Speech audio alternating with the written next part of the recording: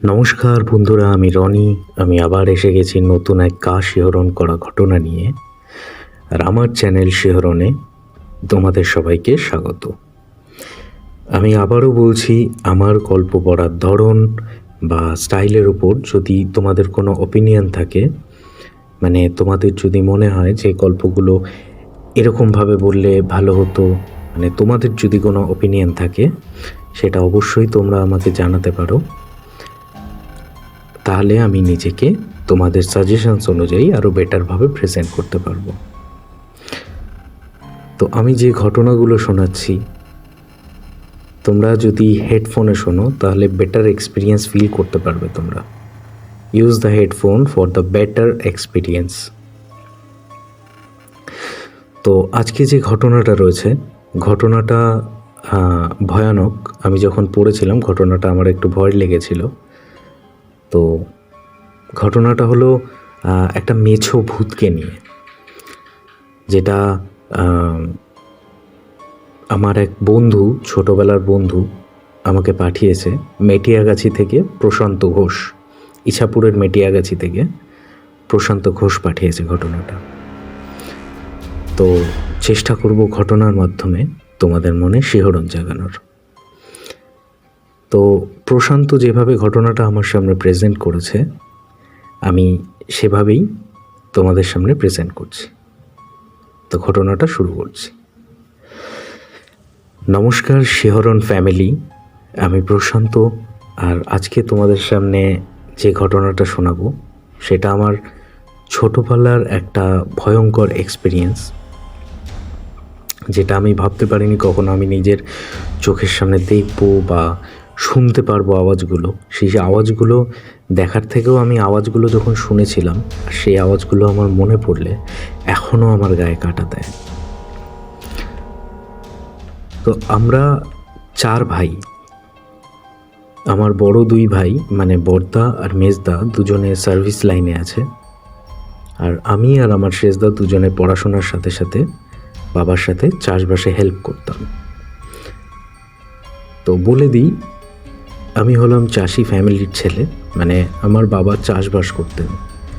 আর তার সাথে সাথে আমাদের একটা মাছের আড়তও ছিল, যেটা হলো মাছের একটা পুকুর ছিল খুব বড়, যেখানে আমরা মাছের চাষ করতাম। তো অনেক সময় এরকম হতো, যেহেতু বড় পুকুর ছিল, বাচ্চারা মাঝে মাঝে লুকিয়ে লুকিয়ে ছিপ দিয়ে মাছ ধরতে আসতো। কোনো কোনো সময় অনেকে মাছ চুরি করতে আসতো। তারপরে আবার শিয়াল, কুকুর আর বনবিড়ালের ভয় তো আছেই। তো বাবা সেই জন্য রাত জেগে পাহারা দিত। পুকুরের ধারে আমাদের একটা ছোট্ট কুঁড়ে ঘর করা ছিল, প্লাস্টিক দিয়ে ছোট্ট কুঁড়ে ঘর, যার মধ্যে বসে বাবা রোজ রাত্রে মাছের আড়তটাকে পাহারা দিত। তো আসল ঘটনাটা এখান থেকে শুরু হচ্ছে। হঠাৎ করে বাবা একদিন সকালবেলা দেখলেন যে পুকুরের কোনায় কোনায় অনেক মাছের দেহাবশেষ পড়ে আছে, মানে মাছের কাটা, তারপরে কাটা মাথা, আঁশ, এসব পড়ে রয়েছে। আর মাছ একটা দুটো না, অনেক 10, 15, 20 এরকম প্রচুর মাছ পড়ে আছে।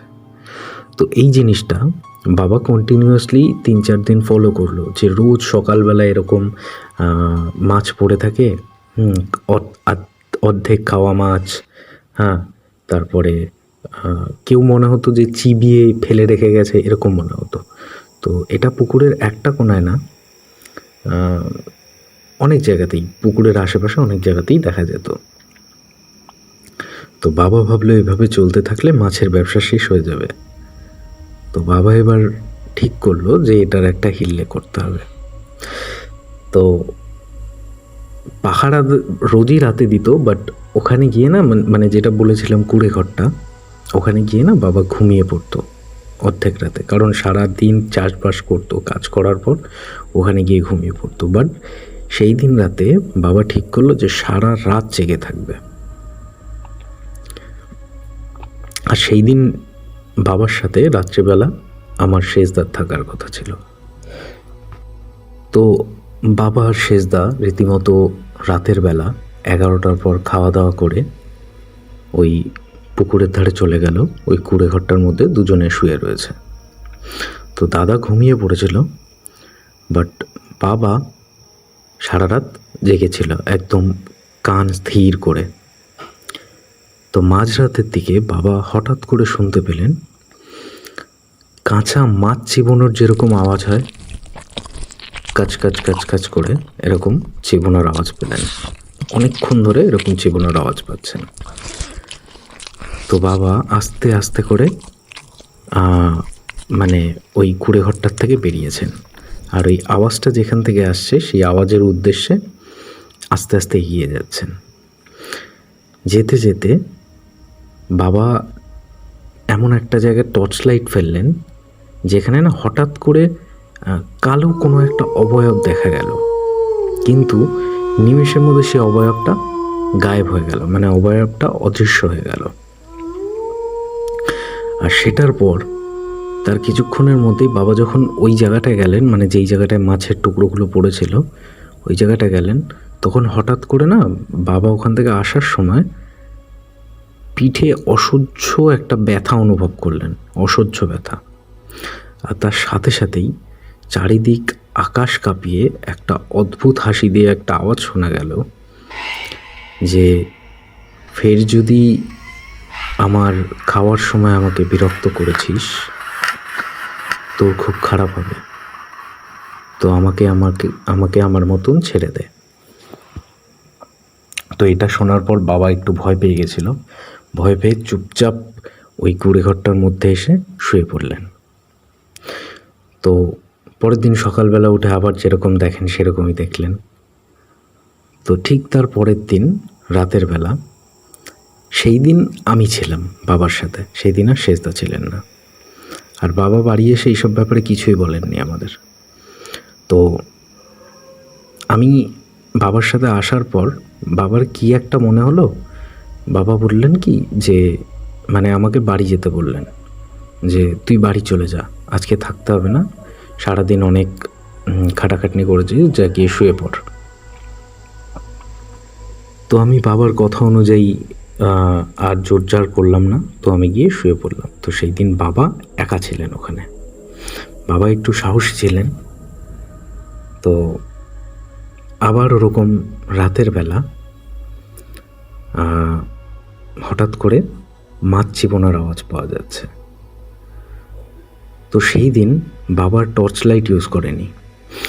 বাবা দেখলেন চাঁদের আলোতে পুকুরের ঠিক কোণার দিকে কোনো একটা কালো মানুষের মতন অবয়ব মানে বসে বসে মাছগুলোকে চিবিয়ে চিবিয়ে খাচ্ছে, কাঁচা মাছ।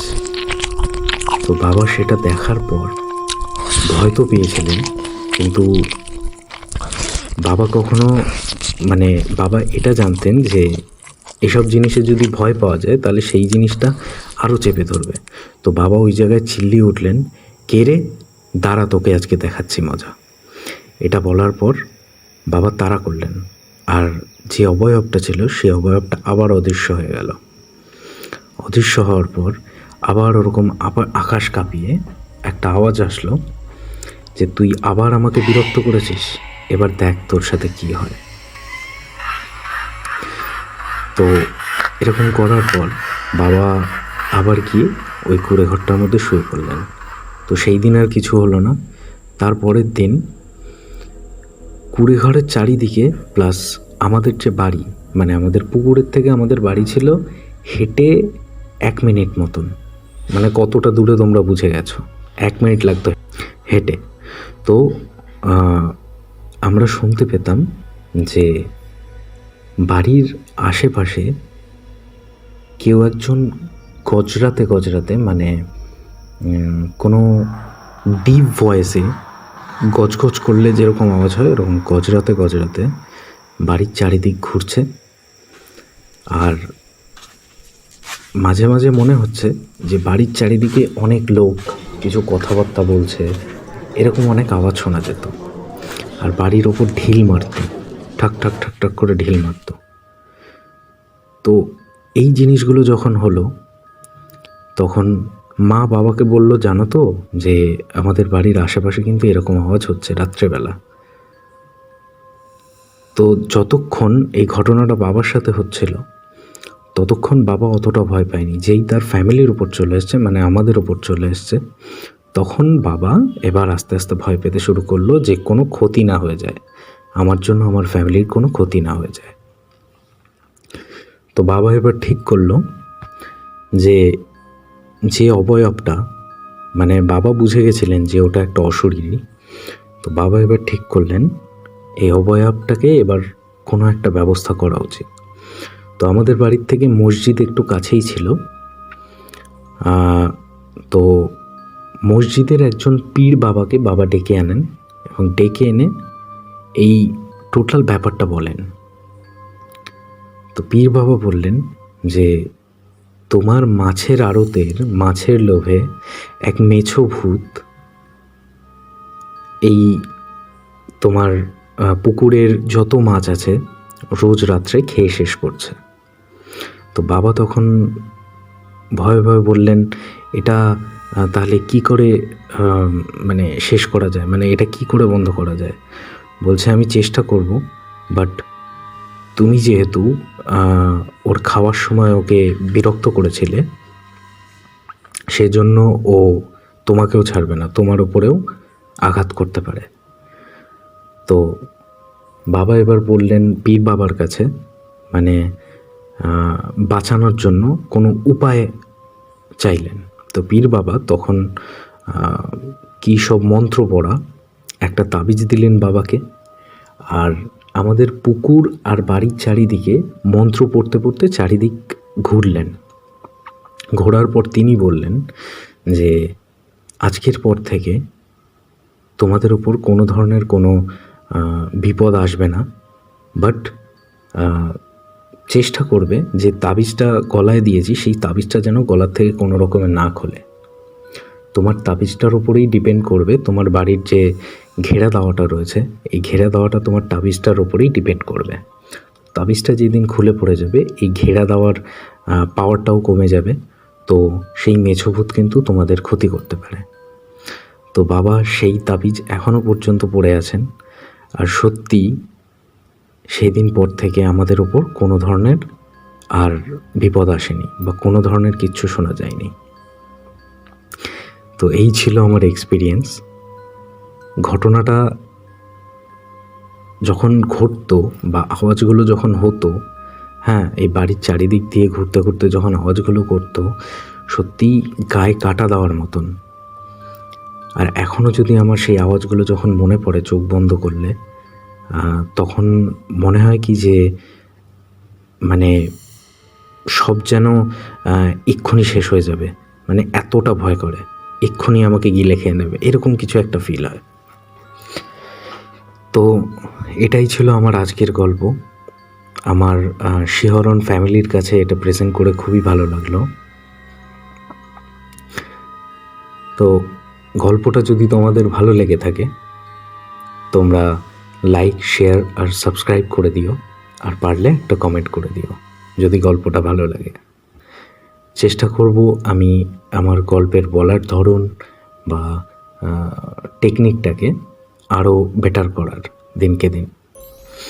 তো আমাকে তোমরা যত সাপোর্ট করবে, তোমাদের ভালোবাসা এবং সাপোর্ট পেলেই আমি নিজেকে আরও প্রোগ্রেস করতে পারবো। তো টোটালটাই তোমাদের ওপর ডিপেন্ড করছে। তোমাদের কাছে একটা ছোট্ট অনুরোধ, আমাকে জাস্ট তোমাদের ভালোবাসা আর সাপোর্টটা দাও, আর আমি তোমাদের নতুন নতুন গল্প শুনিয়ে যাব। আর তোমরা যদি চাও, তোমাদের কাছে যদি কোনো গল্প থাকে, মানে গল্প মানে ঘটনা, সত্যিকারের ঘটনা, সত্যিকারের যদি কোনো এরকম ভৌতিক ঘটনা থাকে, আমাকে নিচে দেওয়া মেইল আইডিতে তোমরা শেয়ার করে দাও। আর যদি তোমরা চাও যে তোমাদের নিজের ভয়েসে প্রেজেন্ট করতে চাও, সেটাও পসিবল। তোমরা একটা ফাঁকা জায়গায় গিয়ে তোমরা তোমাদের ভয়েসটা রেকর্ড করে আমাকে হোয়াটসঅ্যাপ করে দাও। হোয়াটসঅ্যাপ নাম্বার আমি মেলে পাঠিয়ে দেবো। তো থ্যাংক ইউ গল্পটা শোনার জন্য, আর স্টে টিউনড।